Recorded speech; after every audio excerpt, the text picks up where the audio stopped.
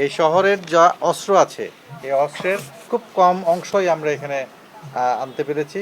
আমার মনে হয় যে এই মাসকান্দা সহ এরকম আরও অঞ্চলে এরকম আরও অনেক অস্ত্র রয়েছে। কারণ আমরা বের করব যে এই অস্ত্রগুলো আসলে কাদের। এই অত্যাধুনিক দুইটি 9mm পিস্তল আপনারা দেখতে পাচ্ছেন, একটি একদম ঝকঝকে তকতকা গুলি হয়েছে কিনা, এবং এই গুলির দ্বারা ছাত্র জনতা বা বৈষম্য বিরোধী ছাত্র আন্দোলনে যারা অংশগ্রহণ করেছে সেই সময় ছাত্র জনতার উপরে কোনো গুলি বা এরকম কোনো ঘটনা ঘটেছে কিনা সেগুলো আমরা তদন্ত করে দেখব। এই মাদকগুলো ব্যবহার করতো আর এগুলো দিয়ে মানুষ কোপাইতো, মানুষকে মারতো।